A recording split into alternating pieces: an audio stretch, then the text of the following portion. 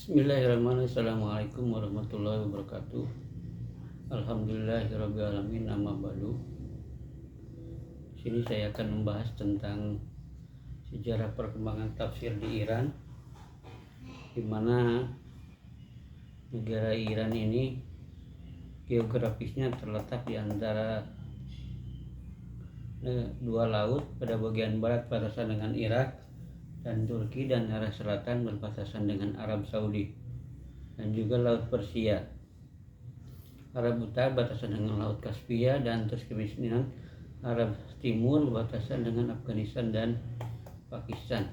Yang pertama tentang sejarah sebelum Islam negara Iran, di mana pemerintahan Iran ini dikenal dengan sebagai Kaisaran Persia hingga tahun 1935, di mana Shah-Reza mengumumkan nama tempat Persia yaitu Iran. Namun Persia ini diambil dari kata Yunani Persis, yaitu orang Persia pun menamakan kepada mereka Iran atau Iran Shah sejak zaman Sasania.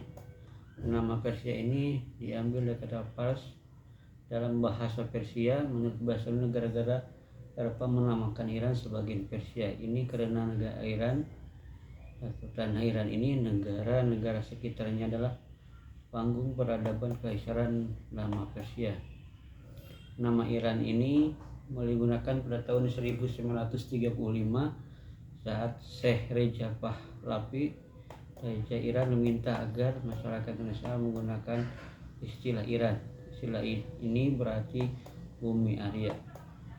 Kaisaran Persia ini terdiri dari beberapa dinasti, mulai dengan dinasti Ahmenid yang merupakan Kaisaran Persia awal.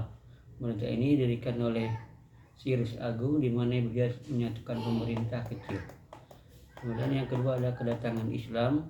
Setelah kekalahan Sasania ke tangan pasukan Islam, Persia kemudian diperintah oleh Umayyad dan Bani Abbasiyah. Semasa pemerintahan Abbasiyah, orang Persia memainkan peranan penting dalam menyumbang kegemilangan Islam.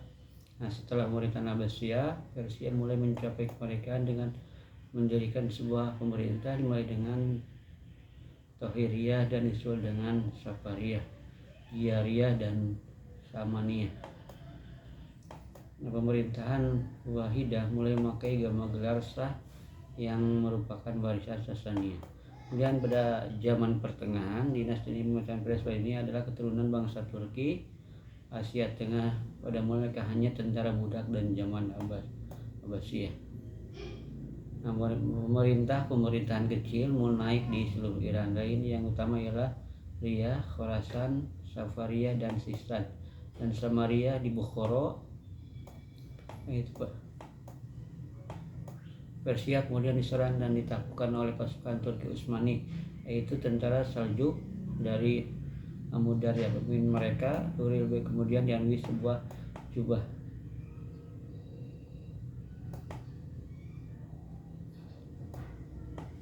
Kemudian zaman modern ini yaitu Safid pada tahun 1502 sampai 1736. Kemudian Persia mulai berkembang kembali terutama pada zaman Shah Abbas I.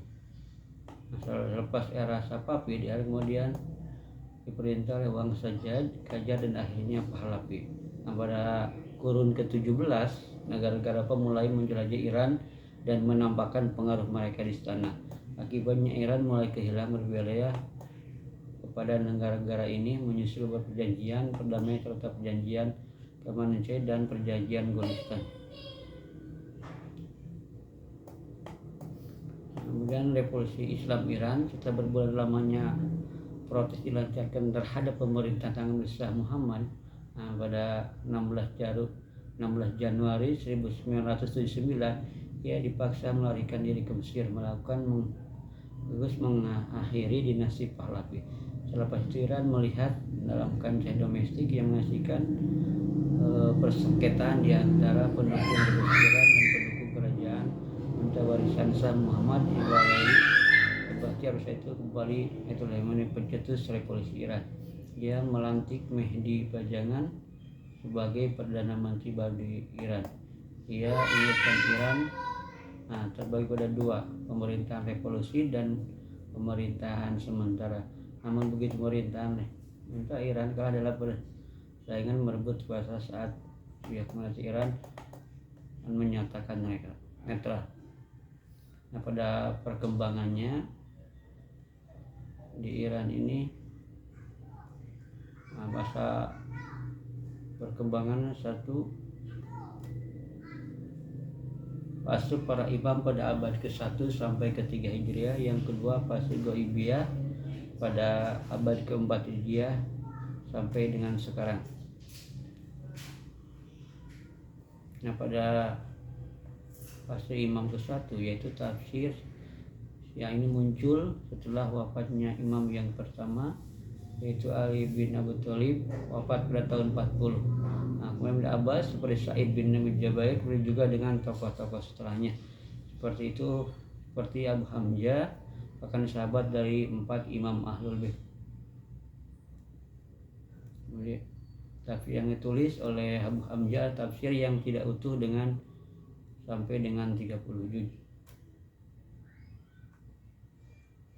Yang kedua, fase Ghaibiyah pada abad ke-4 sampai sekarang. Pada abad ke-4 ini adalah era di mana mazhab qum menjadi populer karena hampir ulama tafsir di masa itu berasal dari qum. Karya tersebut boleh dikenal nama tafsir Al-Qumi. Inilah tafsir yang utuh yang pertama di kalangan Iran. Tafsir ini membuat ringkasan tafsir pendahulunya dan menjadi acuan dari mazhab di Iran tersebut. Bahkan penulis induk hadis Al-Kafi belajar kepada Ibrahim Al-Qumi dan juga mengambil hadis darinya. Pada abad ke-5, tafsir yang muncul tidak jauh berbeda dengan tafsir sebelumnya, yaitu menggunakan metode akhbari. Di era ini lahir tafsir Al-Mufid yang dikarang oleh Muhammad Ibnu An-Numan. Selain itu juga tafsir At-Tibyan tulis oleh Ja'far Muhammad Hasan. Di masa kalangan ini mulai berkembang juga tidak mengarahkan tafsir At-Tibyan kental dengan teologi. Kemudian pada abad 12 Hijriah, bahkan masa kerasnya pemikiran akhbari dalam mazhab Syiah muncul hingga muncul orang untuk menggunakan ijtihad, harus menggunakan hadis. Pada abad ke-12 lahir tafsir Kanju Al-Daqaiq wa Bahrun Al-Gharaib yang tulis oleh Al-Mirza Muhammad Al-Mahdi. Tafsir ini dimasukkan oleh riwayat Ahmad, namun coraknya adalah sastra pedangan tafsir Sunni yang muncul pada era yang sama. Pada abad ke-12 ini muncul tafsir berjaya tafsir Al-Quran yang ditulis Muhammad bin Habib Sabjawari pada tahun 1404. Pada tahun 1405 terdapat tafsir Min Huda Al-Quran oleh Muhammad Taqi Al-Mudaris.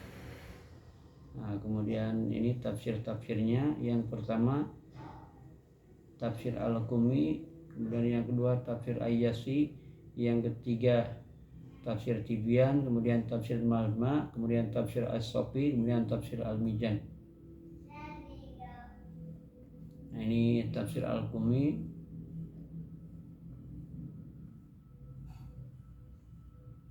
Kemudian yang kedua ini tafsir Ayyasi. Tafsir Al-Ayyasi ini karya pasir Muhammad bin Mas'ud Ayyas As-Salma. Kemudian yang ketiga At-Tibyan fi Tafsir Al-Quran. Yang keempat Marma Ajmayan fi Tafsir Al-Quran. Yang kelima tafsir As-Sofi. Yang keenam tafsir Al-Mizan. Mungkin cukup sekian.